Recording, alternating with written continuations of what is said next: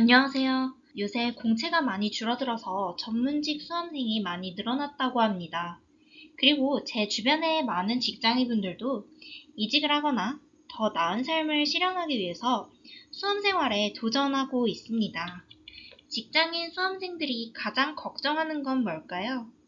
직장인 수험생들은 회사를 다녀야 되기 때문에 공부 시간이 전업 수험생들에 비해서 절대적으로 부족하다는 것입니다. 그런데 저는 이런 말씀부터 드리고 싶어요. 공부 시간이 많다고 다 합격하는 걸까요? 단언컨대 저는 아니라고 말씀드립니다. 저게 맞다면 장수생이 아예 없어야겠죠.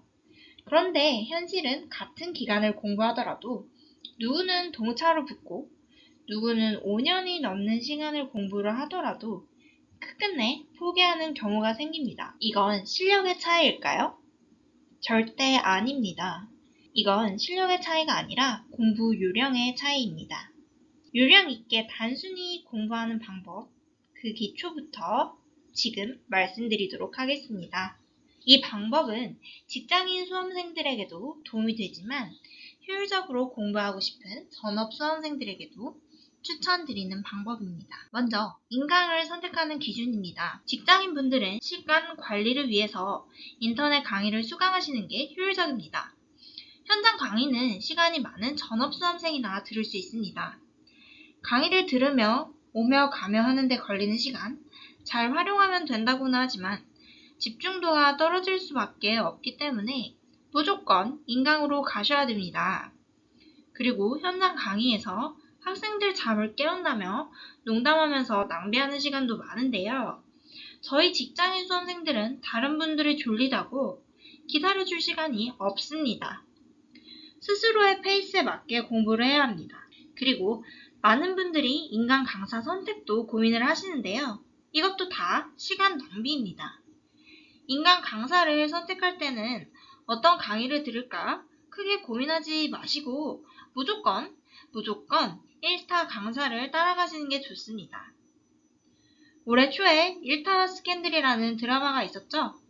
수능 사교육 업계를 다룬 드라마긴 하지만 많은 학부모들이 1타 강사의 강의를 등록하기 위해서 전쟁 아닌 전쟁을 하는 모습을 보여줬는데요. 그분들이 왜 그렇게까지 할까요? 1타는 이유가 있기 때문입니다. 많은 합격생들을 배출한 강의이고 그 시험에 합격하는 데 필요한 가장 기본적인 내용은 빠짐없이 알려줍니다. 그리고 만약 출제자가 시중에 있는 수험 서적을 참고를 한다면 다수의 수험생이 듣는 1타 강사의 책은 빠뜨리지 않고 참고를 할 가능성이 높을 겁니다. 그래서 빠르게 합격을 하려면 탐색하는 데 시간을 줄이고 1타 강사의 커리큘럼대로 그대로 공부를 빠르게 시작하는 것이 좋습니다. 가끔 1타 강사와 안 맞는다고 말씀을 하시는 분들도 있는데요. 그것은 그 시험에 필요한 공부 내용이랑 안 맞는 것일 가능성이 있습니다. 수험생은 시험을 자기에게 맞출 수가 없습니다. 자신이 시험에 맞게 공부를 해야 합니다. 그러기 위해서는 1타 강사의 강의, 가장 유명한 학원 강의를 듣는 게 가장 빨리 합격을 하는 지름길입니다. 두 번째 공부 방법 말씀드릴게요.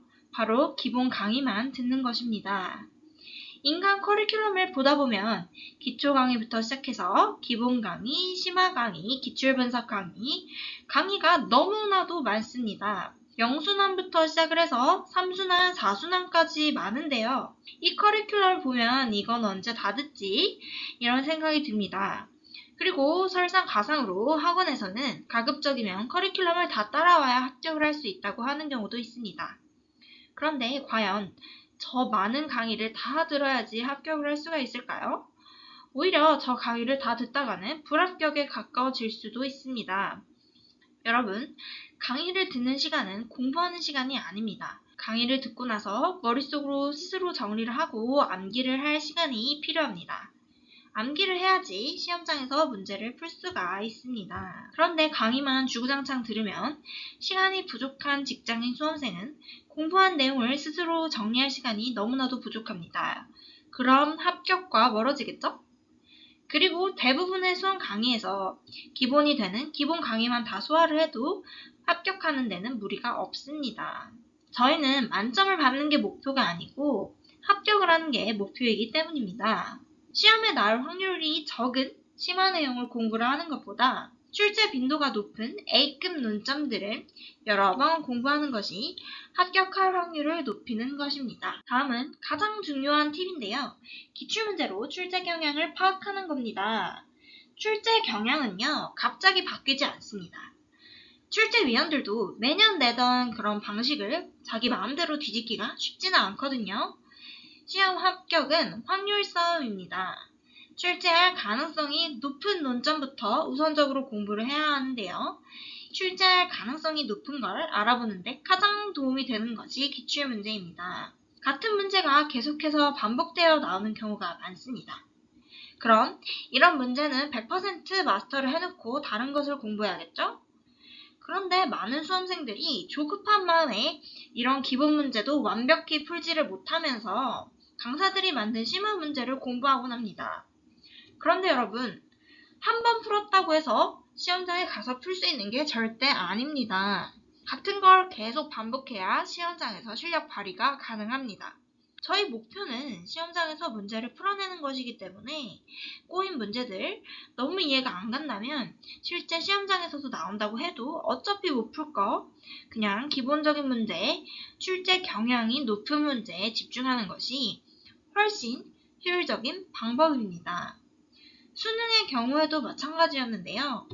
수능이나 평가원 기출문제와 사설 모의고사 출제 경향은 다릅니다. 수능이나 평가원 기출문제는 이 신청이 들어왔을 때 방어가 가능해야 하기 때문에 객관적이고 정답의 근거가 명확하고 출제 퀄리티가 높습니다. 반면에 사설 모의고사의 경우에 강사들이나 문제 출제하는 아르바이트 하시는 분들이 단기간에 만들어내거나 시험과는 동떨어졌더라도 조금 어려워 보이는 문제를 이렇게 내는 경우가 있어서 큰 도움이 안 됩니다. 전문직 수험 업계에서도 마찬가지입니다. 실제 그 시험 기출문제를 많이 풀어보고 내 공부 방향을 정해야 합니다. 그래야지 합격과 가까워집니다. 여러분, 간단하지만 합격에 가까워지는 방법 잘 듣고 계신가요? 도움이 되셨다면 좋아요와 구독 한번 부탁드립니다. 그럼 다음 내용입니다. 당권화. 수험계에서 많이 들어보셨을 겁니다. 직장인 수험생들에게도 당권화는 필수입니다. 아까 인강 들을 때 기본 강의만 들으라고 말씀을 드렸죠. 이 기본서가 내용 정리에 적합하다면 그 기본서를 기반으로 해서 추가되는 내용을 넣거나 중요한 부분에 형광펜이나 밑줄을 치면서 시험 하루 전에 쭉 훑을 수 있는 나만의 서브노트를 만들어 가면 됩니다.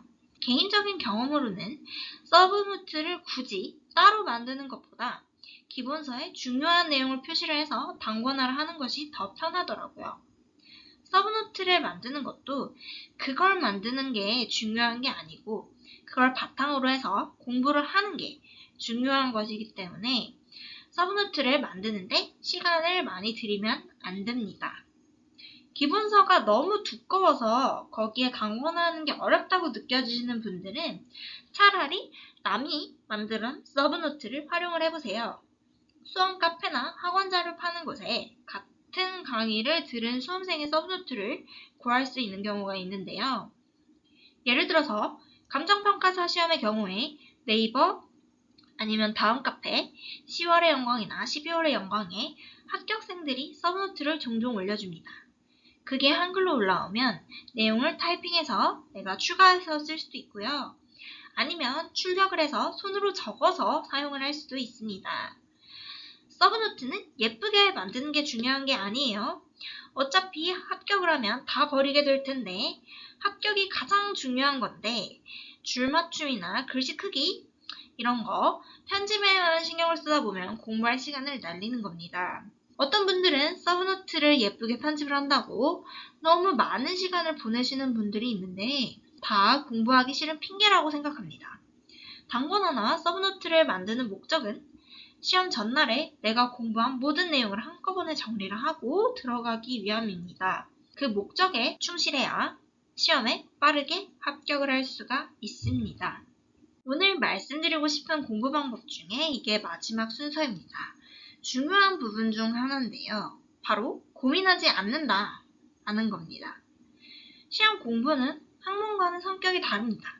학문이 아닙니다. 고민하면 합격과 멀어집니다. 물론 공부 내용에 대해서 이해를 해야지 암기도 되고 시험장 들어가서 문제도 풀 수 있겠죠? 하지만 특정 어느 내용이 이해가 안 간다고 해서 하루 종일 그것만 붙잡고 있거나 아니면 A라는 것에 대해서 스스로 더 알고 싶어서 깊게 파고들거나 한다면 여러분은 시험과 상관없는 내용을 보느라 시간을 낭비하고 있는 겁니다. 이해가 안 가는 내용이 있더라도 그 다음 내용을 배우면 이해가 가는 경우가 있기 때문에 아니면 이해가 안 가더라도 암기를 하면 시험에 합격을 할 수가 있기 때문에 우선은 전체적인 내용을 학습을 해야 됩니다. 대다수의 전문직 시험 과목에는 학설이 존재하는 경우가 있는데요. 학설이나 판례 이런 거는 사실 깊게 파고들어봤자 정답도 없습니다. 정답도 없는 거를 계속 고민을 하다가 암기할 시간을 놓쳐서는 안 되겠죠? 고민을 하시고 싶으신 분들은 시험 공부를 할 게 아니라 학문의 길로 가시면 됩니다. 시험 공부를 할 때는 목표를 시험 합격으로 잡으셔야 됩니다. 특정 내용에 대해서 남들보다 깊게 이해하고 있다고 해서 합격하는 것은 절대 아닙니다. 시험에 나올 가능성이 높은 걸 많이 암기하고 있어야 합격 가능성이 높아진다는 사실을 잊지 마세요. 오늘 준비한 이야기는 여기까지입니다. 도움이 되셨다면 좋아요와 구독 부탁드리고요. 앞으로도 공부와 관련된 생활습관이나 시간관리법, 주말 공부 루틴 같은 효율적으로 공부할 수 있는 내용에 대해서 이야기를 나눠볼까 합니다. 모두 좋은 주말 되시고 자기 개발을 위해서 노력하시는 모든 분들 화이팅입니다.